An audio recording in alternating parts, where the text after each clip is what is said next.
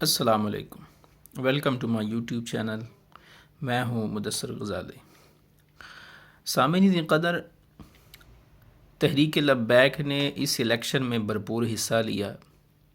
جلسے جلوس اور ریلیاں نکالی گئیں، الیکشن کمپین کی گئی، سیٹوں کی کثیر تعداد لینے کا اظہار کیا گیا، مگر ناکام رہے۔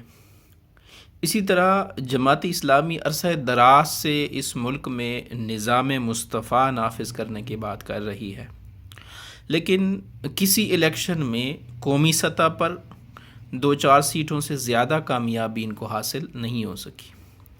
اب الیکشن 2024 کو اگر ہم دیکھتے ہیں تو اس الیکشن میں قومی سطح پر 2 سیٹیں حاصل کی گئی ہیں۔ پی ٹی آئی جو کہ ایک پاپولر سیاسی جماعت ہے، وہ زیادہ سے زیادہ سیٹیں لے کر بھی ایک ایسی حکومت بنا پائی تھی پچھلی دفعہ جو کہ دوسرے ایم این ایز، دوسرے پارٹیوں کے مرہون منت تھی، اور اسی وجہ سے وہ بلیک میل ہوتے رہے۔ ان کے بندھے ہوئے ہاتھوں کے ساتھ انہوں نے حکومت کی جتنی دیر بھی رہی۔ اب بہت سارے لوگ اس کو ایک ناکامی بھی کہتے ہیں۔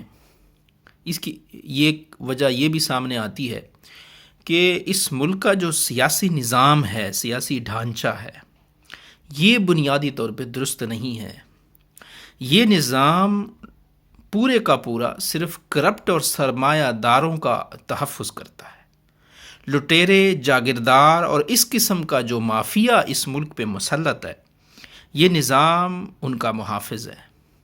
اس نظام کو اقتدار کے اندر داخل ہو کر درست شاید نہیں کیا جا سکتا۔ اگر کیا جا سکتا ہوتا تو پاکستان تحریک انصاف کی حکومت رہی، اور اب بھی ان کے پاس پورے ملک میں اکثریت ہے۔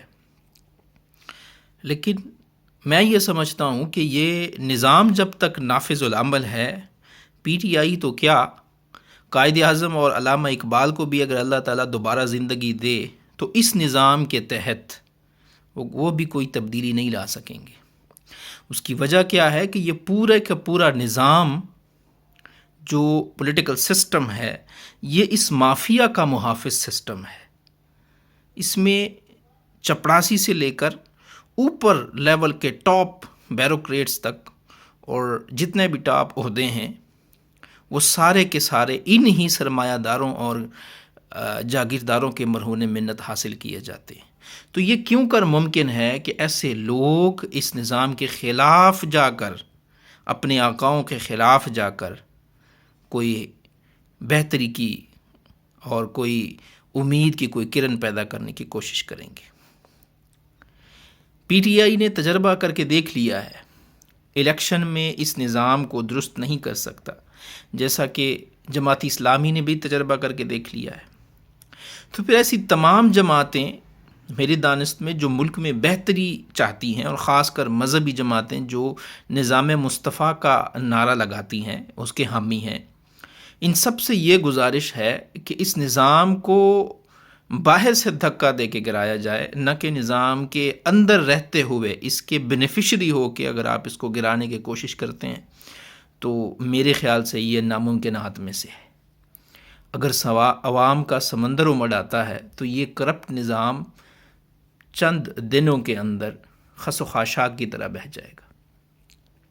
میں آپ کی توجہ ایک انتہائی مزیدار اور ایک لطیف نقطے کی طرف مبذول کرانا چاہتا ہوں۔ شاید یہ آپ کو مذاق لگے، مگر یہ 100% سچ ہے۔ جب ہمارے والدین کی شادی ہوئی تو محترم نواز شریف صاحب پنجاب کے وزیر خزانہ تھے۔ ہمارے پیدا ہونے پر، یعنی اس ایرا میں، اس عشرے میں وہ پنجاب کے وزیر اعلیٰ بن چکے تھے۔ پھر ہم پاکستانیوں نے اسکول جانا شروع کیا تو وہ ملک کا وزیر اعظم بنا۔ ہم لوگ، یعنی ہماری جو جنریشن ہے، 90s 80s سے لے کر جو 2000 تک اس دنیا میں آئے، یہ جنریشن جب ہم لوگوں نے بلوغت میں قدم رکھا تو یہ دوسری بار وزیر اعظم تھے۔ جب ہماری شادیاں ہوئیں اس وقت وہی بندہ تیسری دفعہ وزیر اعظم بن چکا تھا، اور آج ہم اپنی آدھی عمر سے زیادہ گزار چکے ہیں تقریباً.